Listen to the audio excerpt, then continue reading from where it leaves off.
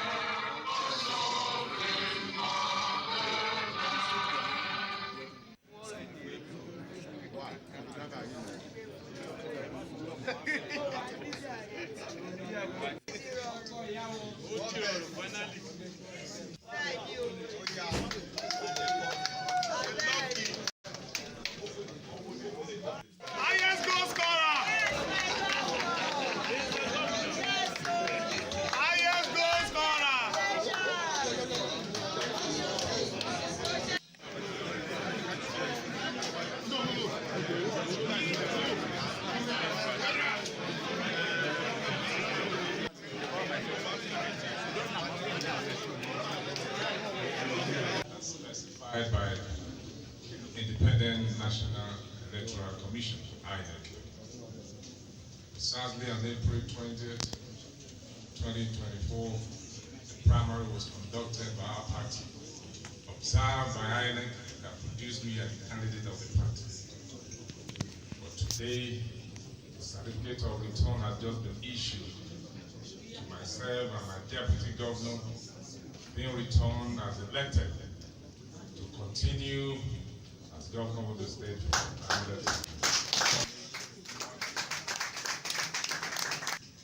cannot but also thank our party, leader of our party, the President of the Federal Republic of Nigeria, His Excellency Ashwaju Ahmed Bola Tinubu, for the leadership he has provided for our nation and our party. He was very, very unbiased in his approach. He did not favor one person over the other, irrespective. I also like to commend Independent National Electoral Commission (INEC) for conducting a fair, transparent, credible, and conclusive election that I returned myself and my deputy as the winner of that election. Commend you for your effort.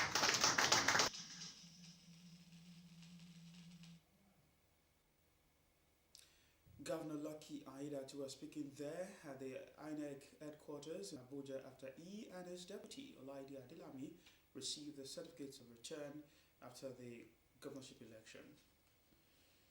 A presidential candidate in the upcoming Nigeria Union of Journalists election, Dele Atumbi, has promised to prioritize the welfare of members if elected. Mr. Atumbi, during his campaign visit to Ondo State, told journalists in Akure that he has all it takes to take the union to the next level. Abidemi Akinrotoye reports that the upcoming election marks the end of Chris Isiguzo's 3-year tenure as president, paving the way for a new leader to steer the affairs of the union. For Mr. Dele Atumbi, it was a homecoming at the Ondo State Council of Nigerian Union of Journalists. Atumbi was a 2-term secretary and 2-term chairman at NUJ in Ondo State.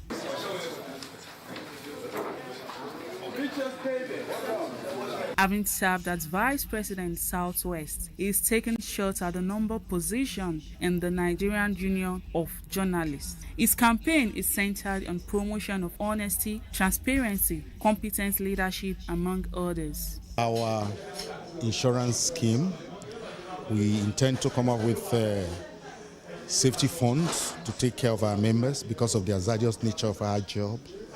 And at the end of the day, we intend to protect and project the interests of journalists in this country. We need to change the orientation of how journalism is practiced in this country so that we get the best for our members and for the nation. We are service providers, and as service providers, I can assure you that we'll continue to provide services for the nation, and in line with our social responsibility, we'll project and protect the interests of journalists and journalism practice in Nigeria.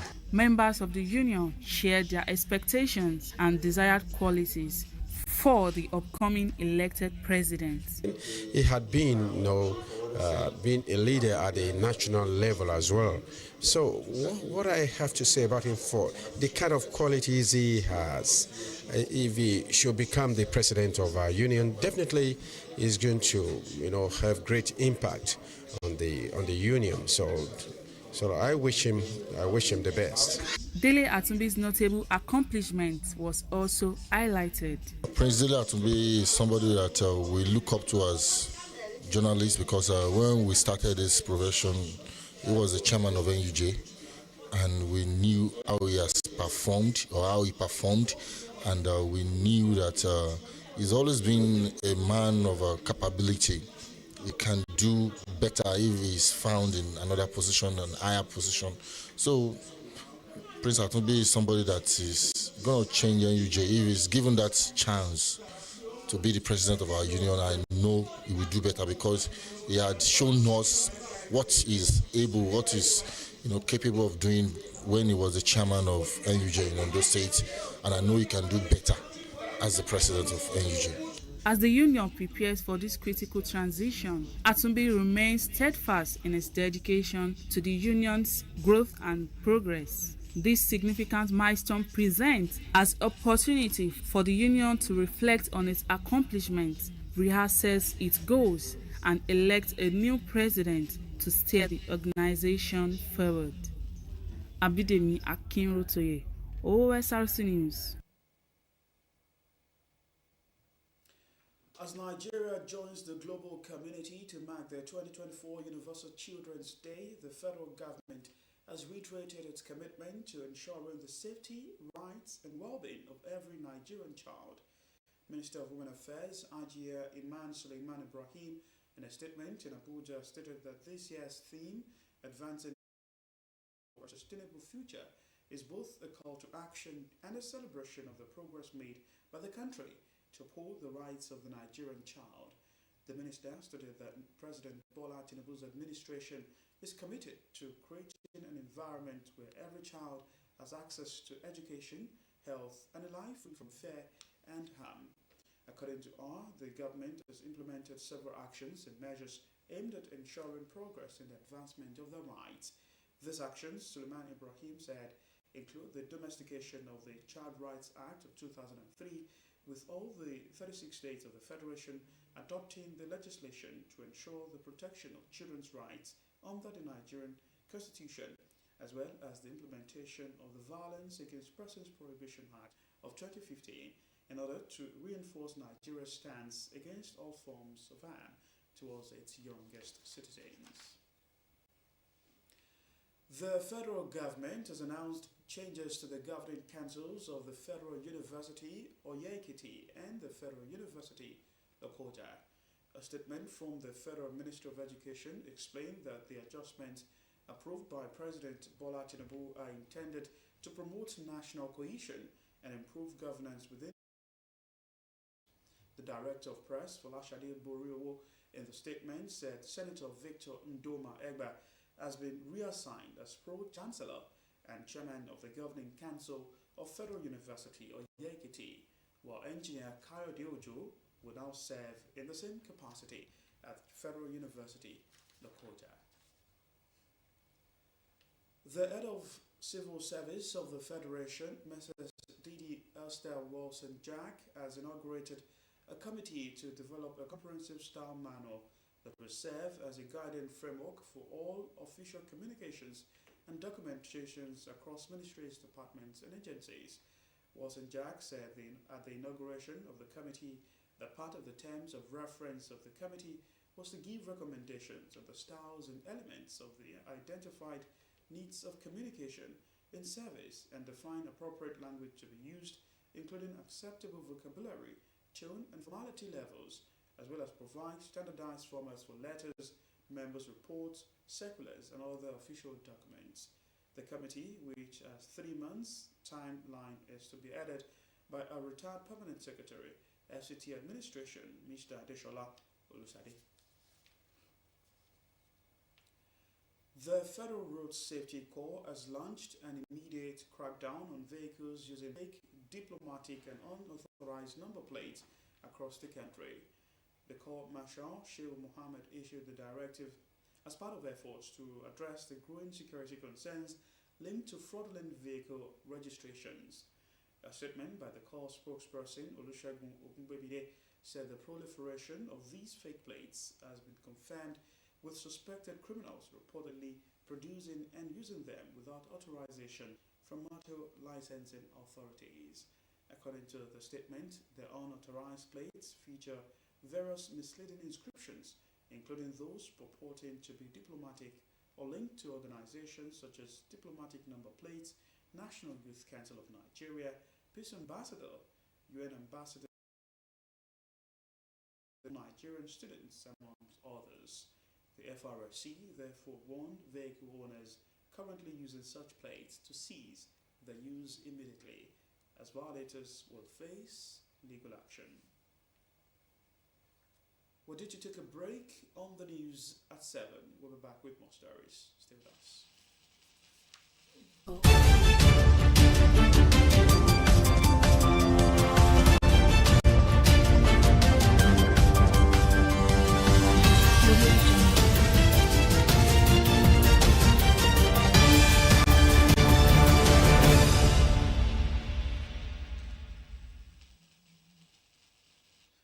Thank you for rejoining us. It's still the news at 7 on Osrc television. You can watch us live on our website www.osrc.ng or follow us on Facebook at Osrc TV or on YouTube. You can subscribe to our channel, Osrc TV Ondo. Two more stories now. 25 years after the return of democracy to Nigeria, the electoral process has evolved with different reforms targeted at ensuring a transparent process. However, some factors continues to cast shadows on the voting process in Nigeria, among which voter apathy has taken a center stage. In this report, Joy Pius seeks to unravel the remote causes of voter apathy in the just concluded governorship election in Ondo State and the possible solutions. The report.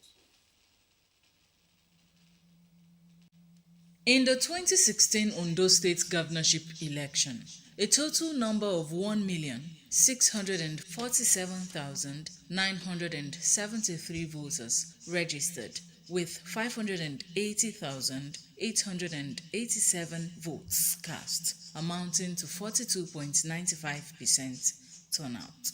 The governorship election of October 10, 2020 had 1,812,634 registered voters, with 591,193 votes cast, resulting in 32.62% voter turnout.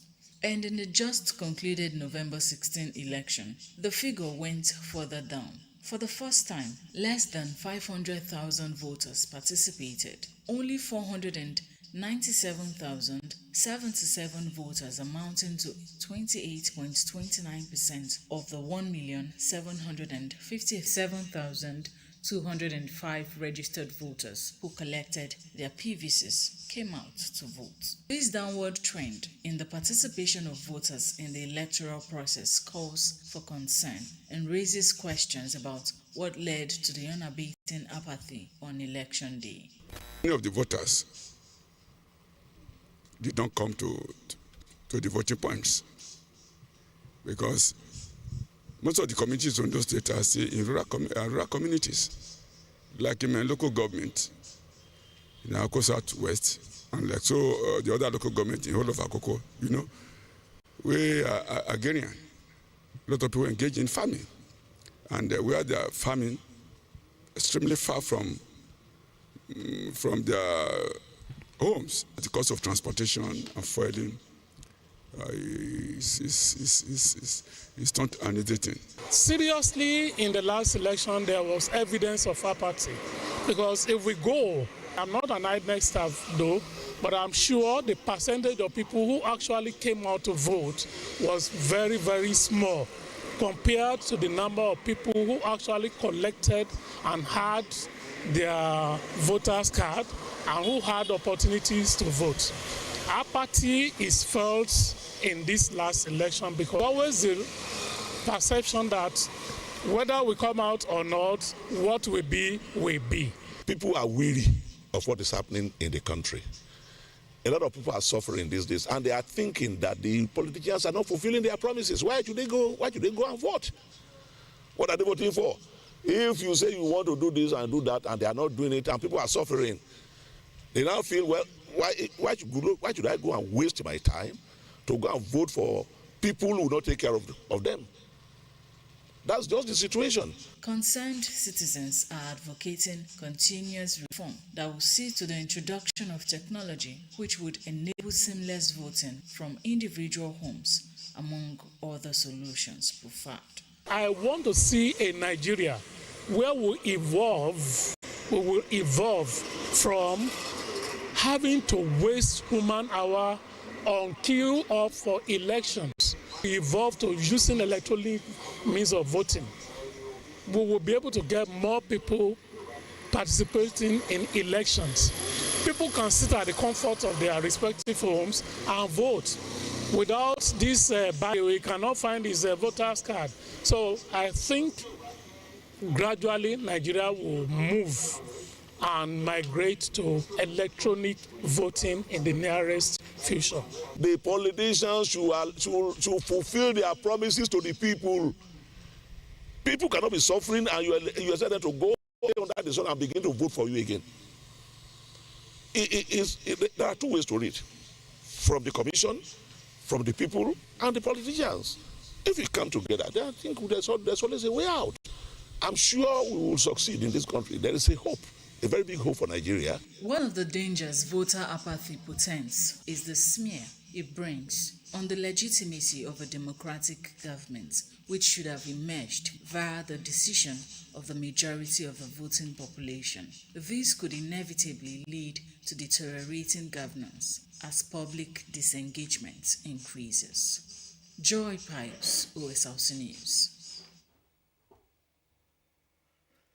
The Administrative Secretary, Signage and Advertisement Agency, Ondo State, Mrs. Olubumi Adedayo Shaw, has bowed out of civil service after 35 years of government engagement. It was showers of encomium as she drew the curtain on the civil service, having served meritoriously. Osrc's Joy Pius captured the pens down ceremony held at the agency's headquarters and now reports. It was an exhibition of cordial relationship between the political head and staff of Signage and Advertisement Agency Ondo State, as the agency organized this ceremony for its outgoing Administrative Secretary, Mrs. Olubumi Adedayo Shaw, for her dedication to duty and the exceptional leadership style she displayed during her 35 years in the civil service. Mrs. Olubumi Adedayo Shaw's joy knew no bounds, as friends and colleagues gathered to rejoice with her at the pens down ceremony. Colleagues extolled the celebrant's virtue, describing her as an officer who leads strictly by example. For the period we spent together, my Oga, you are so wonderful. You are so good to me, and we always remember you. I learned something about her, or from her, and she's very, very patriotic. I bring greetings from Osrc management too. They are here with us today because when Auntie Bobby was there, she was in shining light. She was a voice in Ondo State. She has this wonderful voice. She has a way of owning the station. She has a way of producing and presenting her program that people got to know her. The chairman, Signage and Advertisement Agency, Ondo State, Akinwande Akinrodoi, described the celebrants as hardworking, diligent and thorough, commending her contribution to the development of the agency. To whom so much is given, so much also is expected. If you want to drive revenue, the people driving the revenue must be happy. And when it comes to revenue and welfare packages, Osrc has done so well. Since Osrc has been here the last 4 years, the little that we can give to all of us at the end of the year, she makes it happen from day one. The head of service, Ondo State, Bayo Philip, commended the celebrant for yielding herself to the system without blemish. We work together, and anytime, any day, I am very confident about her brilliance, about her dedication to duty, and her patriotism.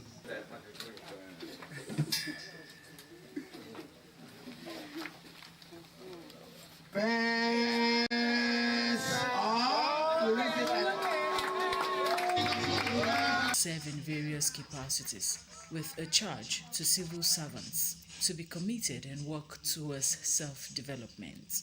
Before anything, we have to take God first in whatever way. It's God that directs. And I must say he has been directing my path because before I do anything, I commit it into God's hands. And God has always should be a watchword in the public service.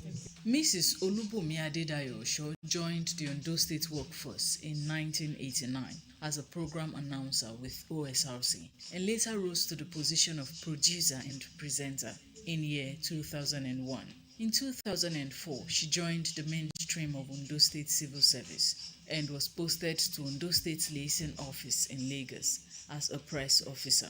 She joined the Administrative Officers Cadre in 2010 and has served in various MDs, including Signage and Advertisement Agency, Ondo State, where she hung her boots after years of active service.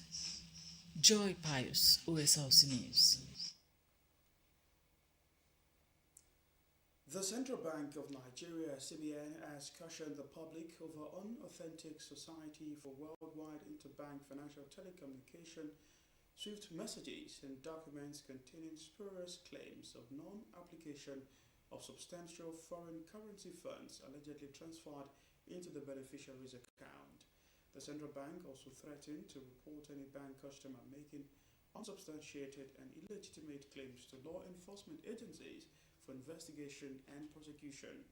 In a statement, CBN Acting Director, Corporate Communications Department, Mrs. Akama Sidi Ali, noted that the bank had been inundated with claims by private entities, individuals, law firms, and government agencies that foreign currency funds allegedly transferred to them by foreign entities have yet to be credited to their accounts with Nigerian banks. Essentially, SWIFT code is a standard format used when making international transfers between banks and financial institutions. The CBN encouraged the public to remain vigilant and promptly report any suspicious activities or publications to relevant law enforcement agency. Outside Nigeria now, preparations have begun for a rescue operation of hundreds of illegal miners in a 2-kilometer deep disused gold mine in South Africa. There has been a tense standoff between police and the miners as they refuse to come out to the surface for fear of being arrested. Kunle Ario has more. was my sitting room. You can see. Pikati, whose nephew is one of the miners still underground, said he understands why his neighbors broke his house to pieces and sold them for scrap. He says his entire suburb was dismantled in the last 2 years by people who were desperate for jobs, like his nephew and hundreds of others who went down disused mine shaft digging for gold 2 kilometers underground. Most of the mines in this area died more than 30 years ago. Some of the women that were vandalizing this, their husbands is under there. They are underground. So because no access for them to come out, they are sleeping with an empty stomach with kids.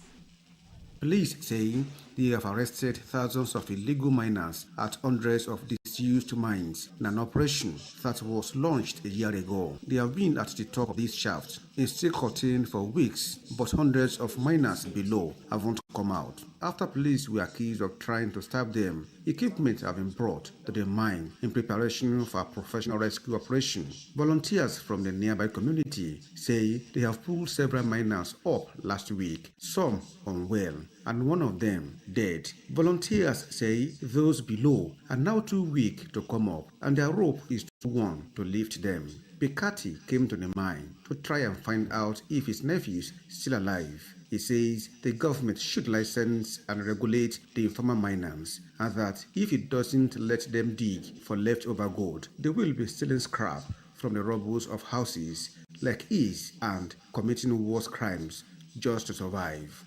Kunle Ariyo, Osrc News. And to end the news tonight, another look at the major stories. We told you that the Independent National Electoral Commission, INEC, has presented certificates of return to Ondo State Governor-elect Lucky Aiyedatiwa and his deputy, Olaide Adelami. That ceremony held at the INEC headquarters in Abuja, where the governor was accompanied by top government functionaries and members of the All Progressives Congress, APC. Was informed you that the federal government has reiterated its commitment to safety of Nigerian child as the world marks Universal Children's Day today. And that's the news tonight. Thanks for watching. Good evening.